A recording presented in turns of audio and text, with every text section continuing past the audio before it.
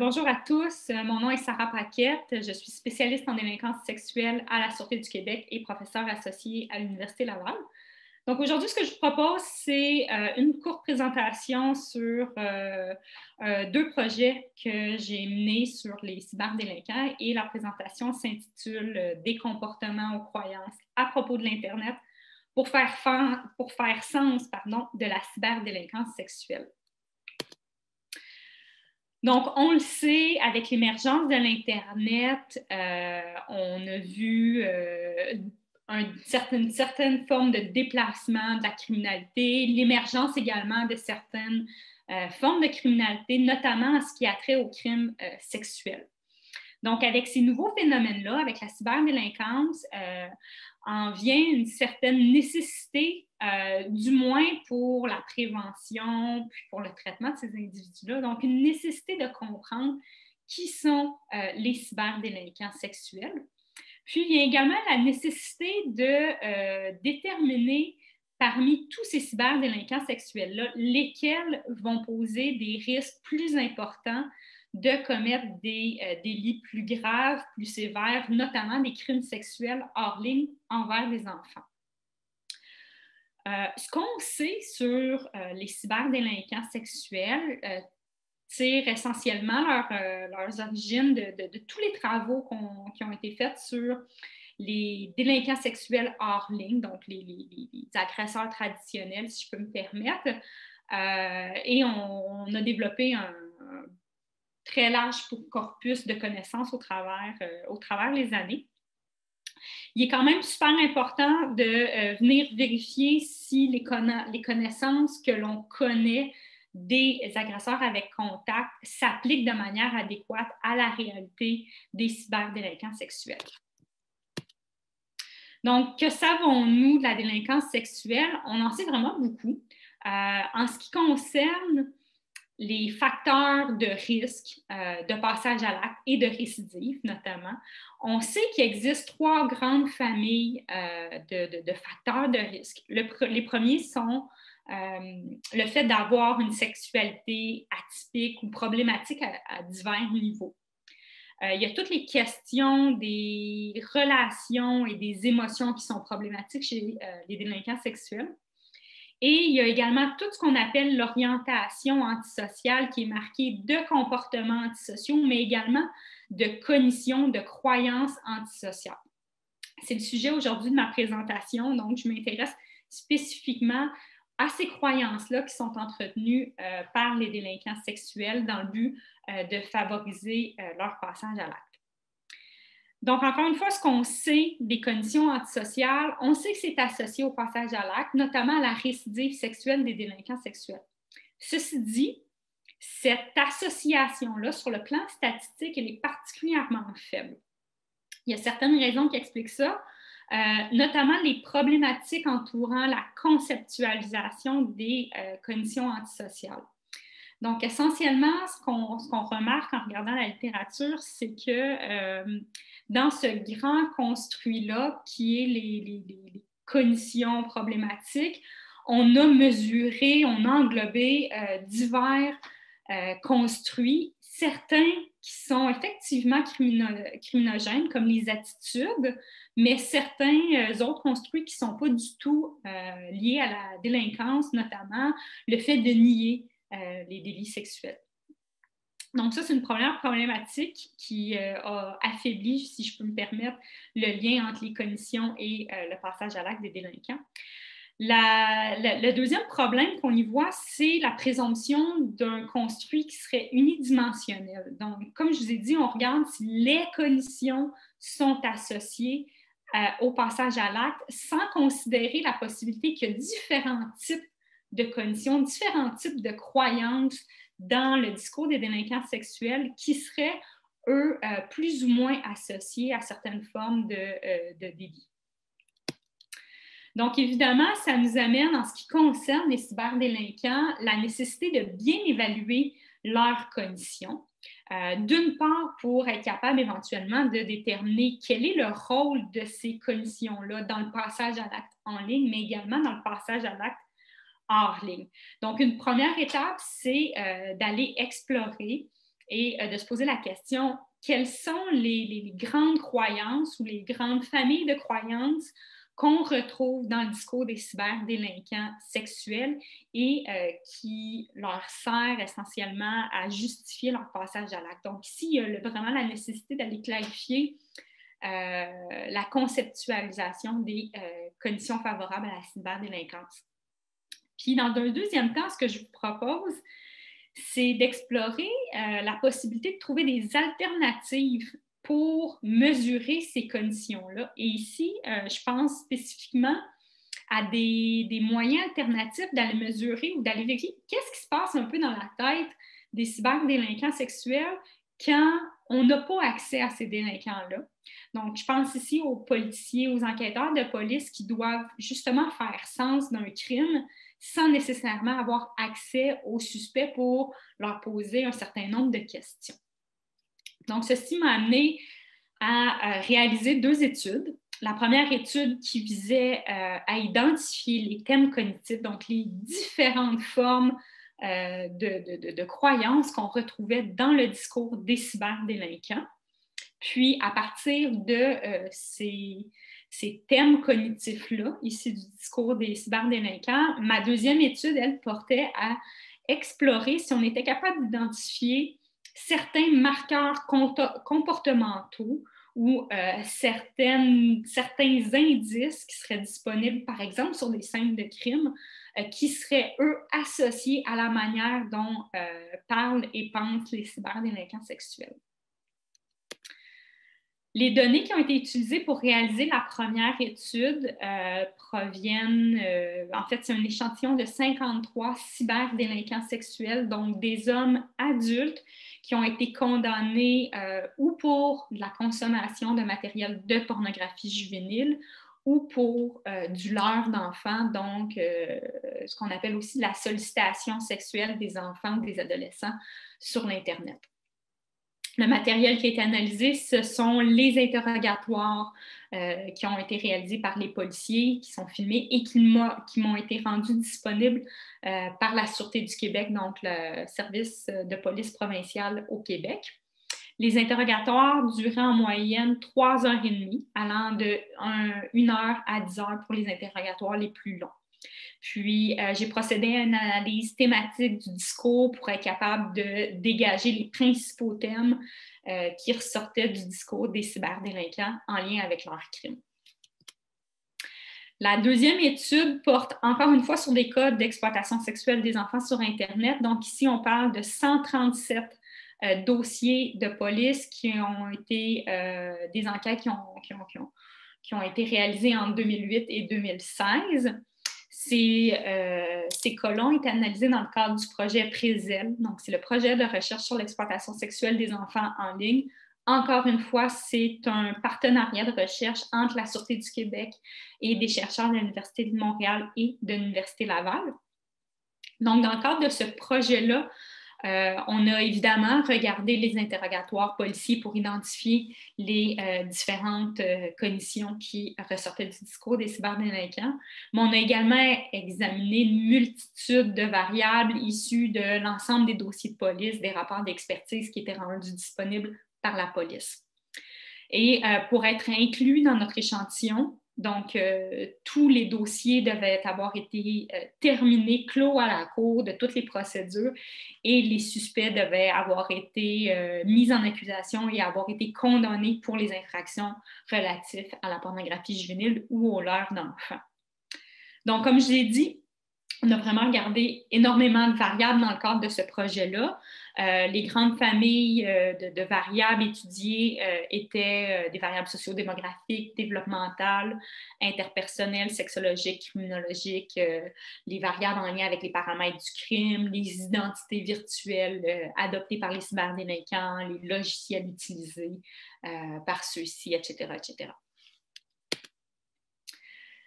Donc, au terme de ma première analyse, j'ai été capable de dégager 7 thèmes qui reflétaient la manière dont pensaient, dont parlaient les cyberdélinquants sexuels à propos de leurs crimes en ligne.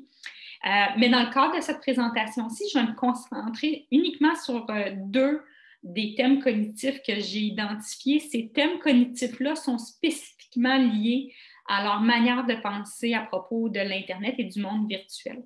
Donc, dans un premier temps, je vais vous présenter ces thèmes cognitifs-là et dans un deuxième temps, je vais regarder avec vous les associations qu'on a été capable de dégager en lien avec des marqueurs comportementaux.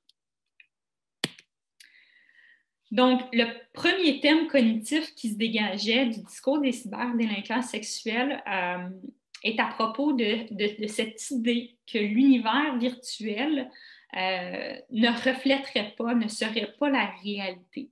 Donc, ici, dans le discours des cyberdélinquants, ce qu'on remarque, c'est qu'ils ont l'impression que le contenu de l'Internet n'est pas fiable, ne reflète pas la réalité. Donc, ici, tout ce qu'on pourrait lire, tout ce qu'on pourrait télécharger, tout ce qu'on pourrait consulter sur Internet est présumé être faux ou être des mensonges. Pour ceux qui rapportent ces cognitions-là, on remarque également qu'ils ont tendance à croire qu'il y a une nette distinction entre l'univers virtuel et l'univers hors ligne. Donc, typiquement, la manière dont ça se représente chez les consommateurs de pornographie juvénile, c'est des idées, des croyances qui viennent supporter l'idée que les images de pornographie juvénile, ça ne représente pas réellement des enfants. Ça peut être essentiellement des composites numériques ou encore que les comportements, du moins les abus sexuels dont ils sont victimes sur les images, ne seraient pas non plus des réels abus sexuels, ce seraient des mises en scène et ça ne représenterait pas essentiellement de l'agression sexuelle d'enfants. Du côté des hommes qui sollicitent les enfants, ce qu'on remarque beaucoup dans leur discours, c'est l'idée qu'ils n'avaient pas l'impression de chatter avec des enfants. C'était à leur dire ou bien des adultes qui jouent un rôle, qui prétendent être des enfants, ou plutôt des agents de police qui prétendaient, encore une fois, être des enfants pour pouvoir amadouer, du moins détecter les délinquants sexuels.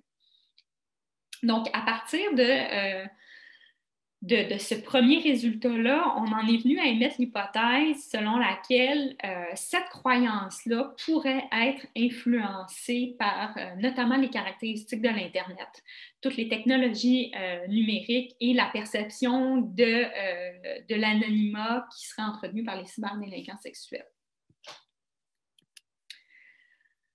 La deuxième croyance qui est propre à l'Internet, c'est l'idée que l'Internet est incontrôlable. Donc, encore une fois, dans le discours des cyberdélinquants, on retrouve cette idée-là que l'Internet offrirait de manière trop accessible, trop largement, tous les contenus ou à tout type de contenu ou à tout type de personnes.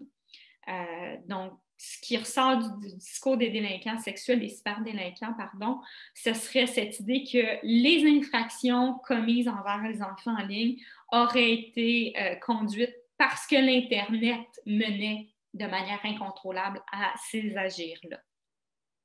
Donc, typiquement, chez les consommateurs de pornographie juvénile, c'est l'idée que le matériel, les images, les vidéos sont apparues sur leur ordinateur sous forme de pop-up sans qu'ils aient pu contrôler ces apparitions-là. Chez les hommes qui communiquent avec des enfants, c'est l'idée générale qu'on ne peut pas empêcher qui que ce soit de communiquer avec nous sur les réseaux sociaux, pas plus qu'on peut empêcher les enfants d'avoir des discussions à caractère sexuel avec nous. Donc, encore une fois, parce que cette croyance-là est en lien avec l'Internet et l'univers virtuel, on en est venu à émettre l'hypothèse selon laquelle elle serait elle aussi influencée par les caractéristiques de l'Internet, les technologies numériques et la perception que les délinquants se font de leur anonymat en ligne. Donc, ça m'a amené ici à la deuxième étude. Donc, ici, vous avez un tableau avec certaines des variables qui ont été examinées. Comme je vous l'ai dit, on a examiné vraiment beaucoup de variables à différents niveaux. Je vous présente ici celles qui sont particulièrement d'intérêt, puis je vais vous présenter aussi leur lien aux diverses cognitions. Donc, d'abord, on a examiné l'accès que les cyberdélinquants ont avec les enfants en ligne sur les réseaux sociaux. On a aussi examiné 3 stratégies en lien avec l'utilisation de stratégies numériques pour se protéger de la détection policière. Donc, est-ce que, oui ou non, les délinquants ont utilisé des moyens pour chiffrer, donc encrypter leur système informatique? On a regardé l'utilisation de proxy ou de logiciels utilisés pour aller sur le darknet comme Tor. Donc ici, pour détourner l'adresse IP, puis encore une fois, éviter la détection policière. On a également regardé si les cyberdélinquants avaient utilisé des ordinateurs publics, encore une fois, pour éviter la détection policière. Et finalement, on a regardé le nombre de stratégies qui ont été utilisées par les délinquants pour protéger leur système informatique. On a également regardé si les cognitions avaient des liens avec des marqueurs de criminalité. Donc, nous avons regardé le nombre d'accusations relatives à des crimes de pornographie juvénile et le nombre d'accusations pour du leurre d'enfants. Finalement, on a regardé également s'il y avait des liens avec la statique 99, qui est encore une fois un marqueur très, très répandu dans le domaine de la délinquance sexuelle pour mesurer la propension à la récidive sexuelle. Donc, vous avez les résultats statistiques ici sur le tableau. Je vais vous les résumer de manière verbale ici. Donc, dans les conclusions qu'on peut en tirer de ces relations entre les marqueurs comportementaux et les cognitions, mais d'abord, on remarque que ceux qui croient que le contenu de l'Internet représente la réalité, donc que les contenus sont réels, seraient plus enclins à utiliser des stratégies pour préserver leur anonymat par une corrélation significative avec l'utilisation du chiffrement. Et ici, ce serait logiquement pour éviter la détection policière. Également, ceux qui croient réellement clavarder avec des jeunes, alors par opposition qu'avec ceux qui ont l'impression de clavarder avec des adultes ou des policiers. Donc, ces individus-là qui ont réellement l'impression de clavarder avec des jeunes tendent à interagir de manière plus fréquente avec des mineurs sur l'Internet, sur les réseaux sociaux. Et on remarque également que ceux qui croient que les contenus, et spécifiquement les contenus de pornographie juvénile, ne représentent pas réellement des abus d'enfants, donc ne représentent pas la réalité, seraient moins criminalisés. Ça, on le remarque avec une corrélation qui est négative avec le nombre d'accusations en lien avec la pornographie juvénile et une corrélation négative sur la statique 99. Donc ici, ce que ça nous suggère, ce serait que pour un certain nombre d'individus qui ne pensent pas réellement tomber sur de la pornographie ou sur des abus d'enfants, on pense que leur consommation serait peut-être plutôt motivée par la curiosité plutôt que par un désir de nourrir une sexualité atypique. Du côté de ceux qui croient que l'Internet est incontrôlable, ce qu'on remarque, c'est qu'ils auraient une tendance à avoir moins de contact avec les personnes mineures sur les réseaux sociaux. Ici, on émet l'hypothèse que ça pourrait être pour éviter des situations potentiellement à risque. Ne croyant pas pouvoir avoir un certain contrôle sur l'Internet, on pourrait s'imaginer que ces gens-là entretiennent moins de relations, moins de contacts virtuels avec les jeunes pour éviter de se ramasser dans une situation à risque. Et finalement, ceux qui croient que l'Internet est incontrôlable sont moins fréquemment condamnés pour des crimes relatifs au leurre d'enfants, mais plus fréquemment condamnés pour des crimes relatifs à la pornographie juvénile. Donc ici, ce que ça nous suggère, c'est que certains contenus cognitifs pourraient être spécifiquement reliés à des formes de criminalité en ligne, alors que d'autres pourraient être associés à d'autres types de délits commis envers les enfants en ligne. Donc, ça m'amène ici aux implications de ces 2 études-là. Évidemment, nos études ont permis de contribuer à une meilleure connaissance sur la nature et sur le rôle des conditions qui sont favorables à la cyberdélinquance sexuelle. Évidemment, il faudra répliquer ces études-là pour confirmer ou infirmer les résultats. Puis également penser à pousser les analyses un petit peu plus loin pour être capable d'examiner le lien qui existe entre le fait d'entretenir certains types de croyances en lien avec la cyberdélinquance et en lien avec l'Internet et le passage à l'acte. Donc, pas simplement le passage à l'acte en ligne, mais penser également à regarder les liens entre les cognitions et le passage à l'acte hors ligne des agressions sexuelles par les cyberdélinquants sexuels. Pour les implications, pour les intervenants, le fait de pouvoir identifier des marqueurs comportementaux d'intérêt pourrait être utile pour l'évaluation des cyberdélinquants, mais également pour les enquêteurs de la police, pour être capable de faire une certaine priorisation des dossiers en fonction du risque associé à chacun des dossiers. Et finalement, les identifications des thèmes cognitifs pourraient être aussi pertinents et utilisés par les policiers à l'occasion des interrogatoires pour orienter les discussions avec les suspects de crimes sexuels en ligne. Donc, voilà pour ma présentation. Pour toute question, vous avez mes deux adresses ici, mon adresse à l'Université Laval et mon adresse à la Sûreté du Québec. Je vous remercie.